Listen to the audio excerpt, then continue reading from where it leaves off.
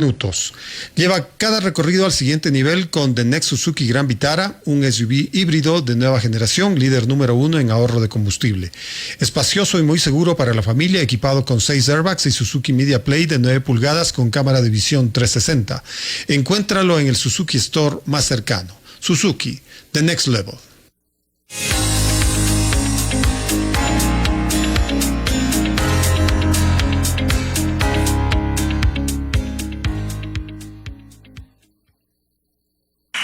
Quiero también agradecer públicamente a la ministra de Trabajo, que pues tiene una valentía increíble por hacer lo correcto y por denunciar a las personas que piden que sancionen a este país, que piden a las naciones vecinas que nos dejen de vender electricidad, que piden a otros países que nos invadan inclusive, y dicen ser ecuatorianos. Todo eso está en el internet, pueden verlo en YouTube, en audio y video y surround sound. Eso de ahí pues es muy fácil desenmascarar la traición. Es cuestión nomás de uno quitarse las vendas. En esos términos se expresó hoy el jefe de Estado, Daniel Noboa, para encauzar una crisis generada por los apagones en todo el país. Sabotaje aparentemente de la ministra Andrea Arrobo, que ha sido despedida ipso facto, en complicidad ella con funcionarios pertenecientes al correísmo, se dice, cuyo máximo líder contaría con el apoyo del presidente colombiano Gustavo Petro. Para conversar sobre este tema y otros de la coyuntura política, está con nosotros el consultor del área, Gustavo Ich. Gustavo, ¿cómo estás? Buenas tardes. ¿Cómo procesas este episodio del día de hoy? Bienvenido.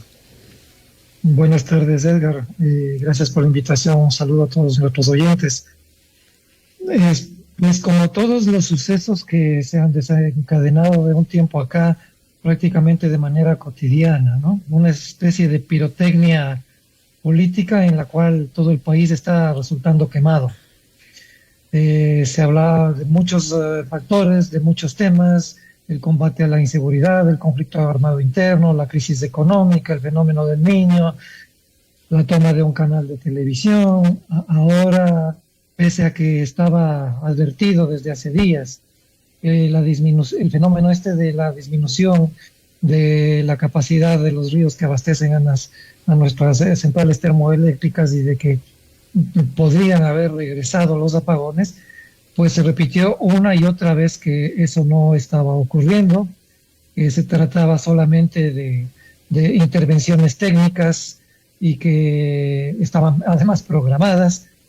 Y ahora el nuevo tema que está inundando las redes sociales, como a su debido tiempo ocurrió con la incursión en la embajada mexicana, o como a su debido tiempo ocurrió con las masacres de Semana Santa, y en fin, podríamos hacer una retrospectiva. Y cada semana hay por lo menos uno o dos escándalos que distraen la atención de la ciudadanía sobre temas que son fundamentales. Se acusa gravemente de sabotaje y se pide la renuncia de la ministra del ramo.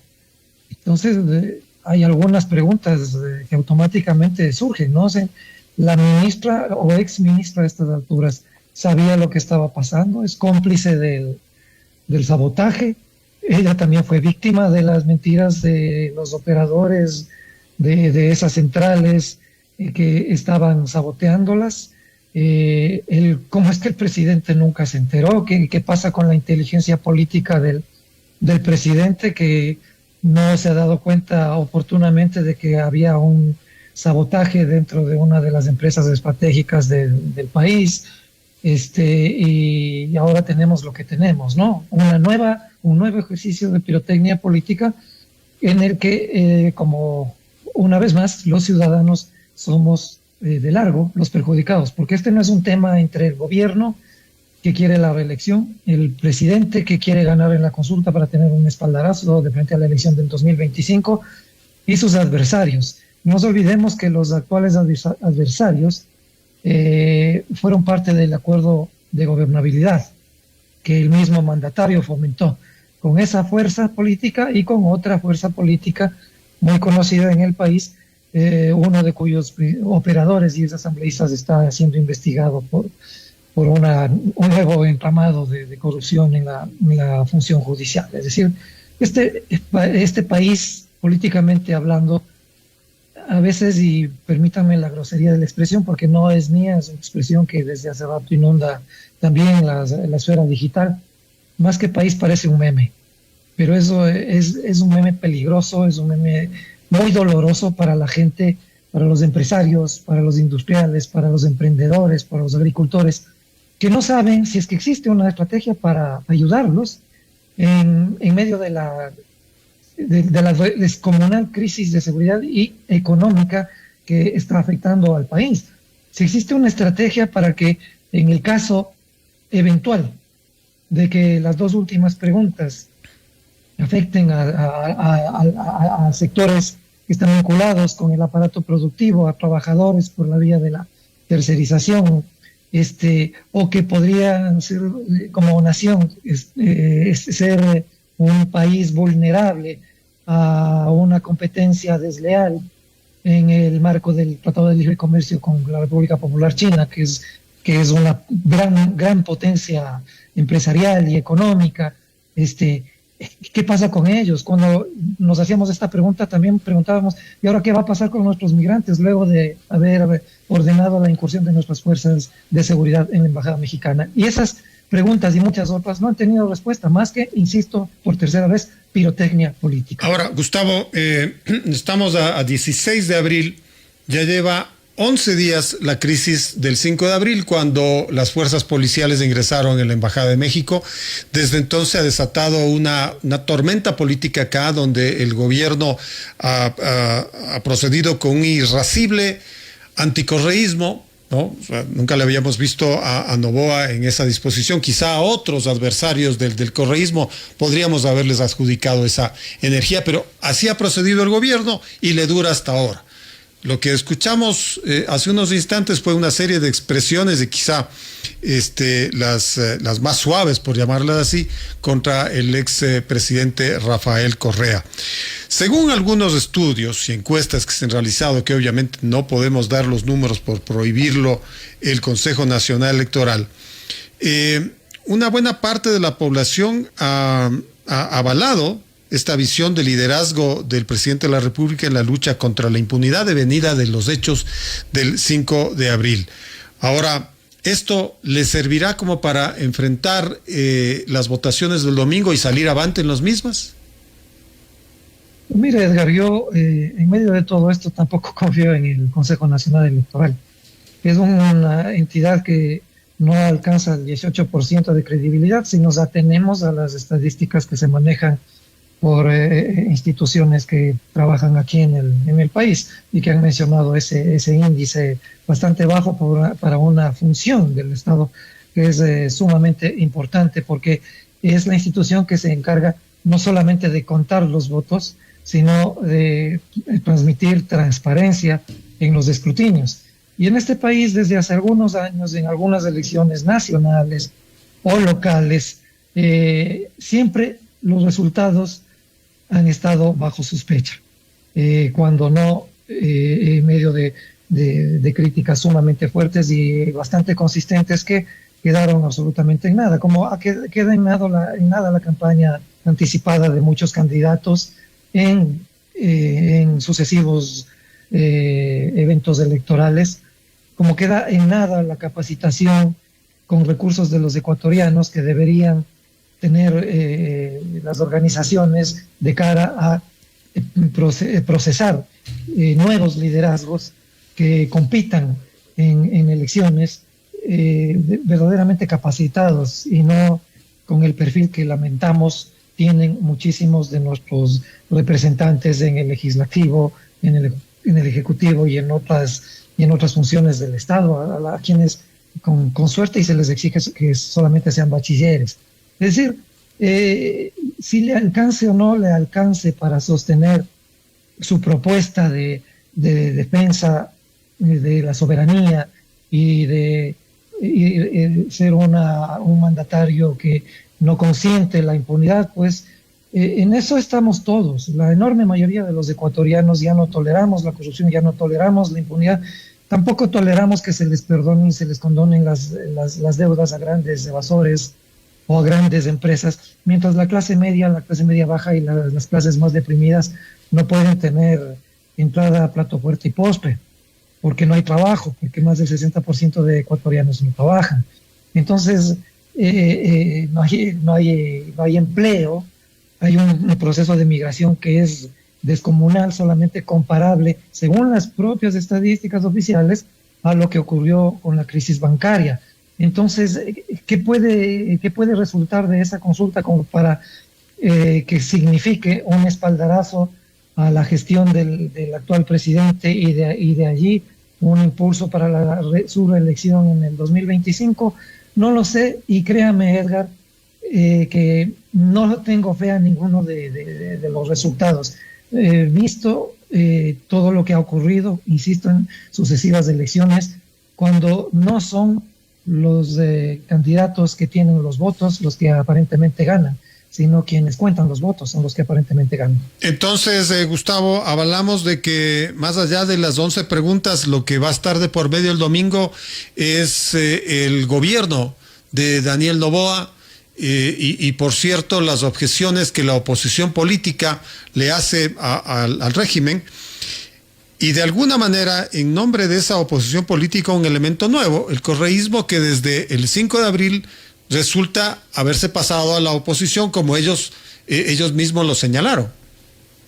A ver, todas las elecciones y todos los plebiscitos en esto, en cualquier país, por estrategia política, necesitan un adversario, necesitan un enemigo, necesitan un contradictor. Cuando no lo tienen, las fuerzas políticas se lo inventan. Eso es estudiado durante muchos años por gente de la academia, por la consultoría política, etc. El tema es que es democrático que haya una visión de país, un proyecto de país y que haya una visión distinta.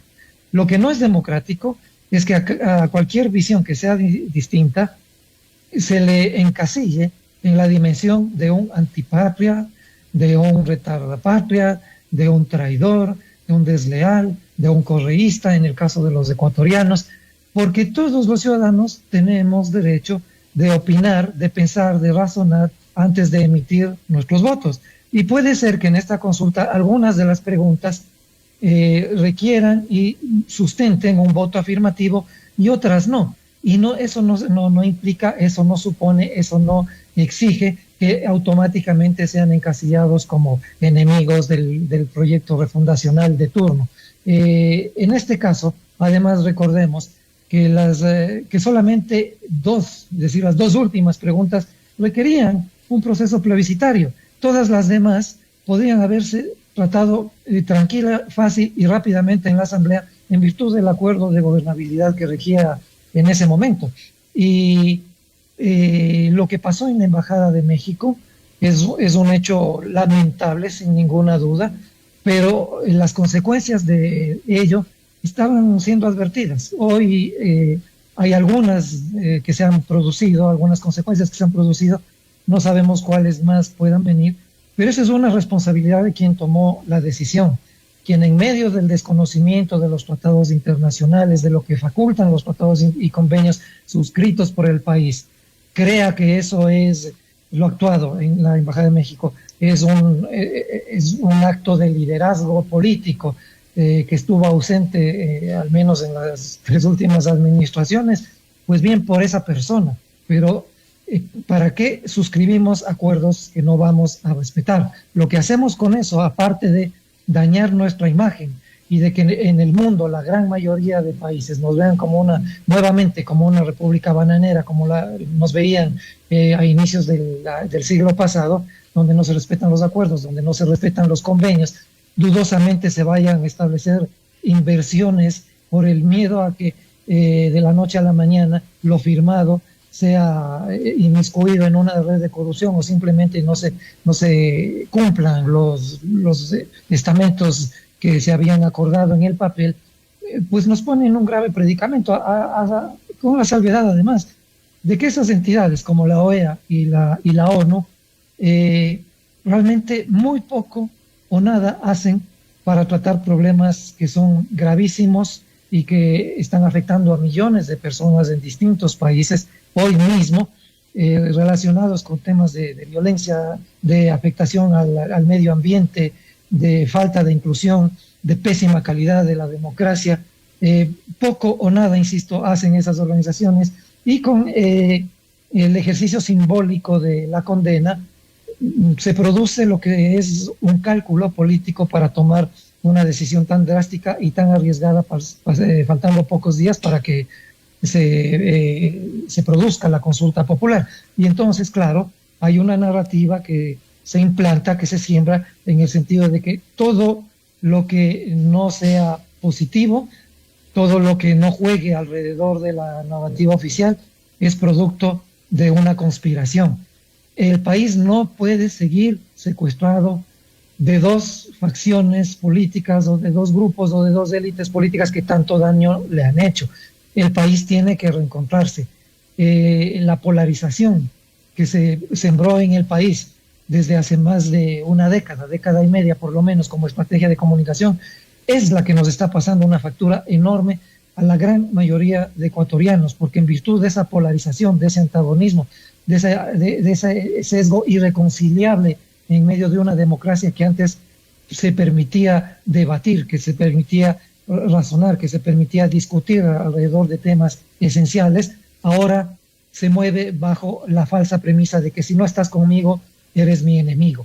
Si el país no supera esta dicotomía, si el país no supera este antagonismo, si los ciudadanos no empiezan a despertar, porque tienen una enorme responsabilidad con los votos que emiten, por lo menos, si no empiezan a pensar muy profundamente en las consecuencias de sus decisiones, en las consecuencias de sus adhesiones políticas a gente que no está capacitada para ejercer altos cargos de dignidad popular, si seguimos votando por movimientos de garage que se constituyen solamente en vísperas de las elecciones y que sirven como plataforma para que algunas viejas organizaciones o algunos viejos liderazgos supervivan en medio de un evento plebiscitario o electoral, si seguimos poniéndoles como responsables de nuestros temas gravitantes, que son, insisto, los que tienen que ver con la seguridad social, los que tienen que ver con el campo de lo laboral, con el empleo, con la migración con la salud, etcétera, pues nosotros tenemos también una gran parte de responsabilidad en todo lo que está ocurriendo. Pero esto es lo que sucedió, pues, en estos 11 días, más allá de que lo que debería haber hecho el gobierno o lo que deberían haber hecho los otros actores políticos. Esta discusión se dio, esta discusión se está dando. En este tiempo no hubo una campaña real por el sí o por el no. Está establecido en los diferentes estudios, en las diferentes encuestas, que es un pequeño grupo el que ha leído las preguntas, el que sabe de qué se trata y las consecuencias de esas preguntas. El resto va a tener que moverse por lo que le dicen y sobre todo por lo que está viendo en la contienda política. Ese será entonces de alguna manera el referente del domingo. La narrativa que se impone en las redes sociales, esa narrativa maniquea de buenos contra malos, de patriotas contra antipatriotas, de personas conscientes con personas que no piensan antes de emitir el voto. Esa falsa dicotomía es, insisto, la que nos ha hecho daño. Y los temas que estaban empezando a discutirse, sobre todo, déjeme subrayar esto, Edgar, que estaban girando alrededor de las últimas dos preguntas. Esto es el trabajo por horas y el arbitraje internacional en litigios empresariales o financieros, de inversiones que se generaron aquí en el país, estaban generando ya un proceso de debate absolutamente serio, y ocurrió lo que ocurrió el 5 de este mes. Se encapsuló ese y muchos otros debates, y la atención ciudadana y de las redes sociales giró alrededor de este conflicto diplomático que ya está haciéndose notar. En esas medidas, en esas circunstancias, es lamentable que la calidad del voto que se vaya a emitir alrededor de la consulta popular no tenga la suficiencia, no tenga una idea consolidada en relación al impacto o a las implicaciones del sí o del no en cualquiera de las preguntas. Y lo que vamos a seguir mirando es este enfrentamiento, esta pirotecnia de la que hablaba al inicio, en la que básicamente el país es el que pierde. Necesitamos los ecuatorianos urgentemente respuestas frente a otros temas que son mucho más complicados, que requieren un diálogo abierto, que requieren un diálogo en el que no solamente se manifiesten ciertos criterios a través de las redes sociales, sino que se incorpore vivamente a los medios de comunicación, a las plataformas informativas, a los movimientos sociales, a la academia, cosa que no ha ocurrido durante todo este tiempo. Perfecto, Gustavo. Muchas gracias por tu óptica, por tu punto de vista sobre la actualidad. Gracias por el espacio. Gracias a ti por la invitación, Edgar, y un saludo nuevamente para toda la audiencia. Muchas gracias. Estuvo con nosotros el consultor político Gustavo Itz y su interpretación del momento político que vivimos en el Ecuador. Son las 18:38 en Impacto Informativo. The next Suzuki S-Cross Limitless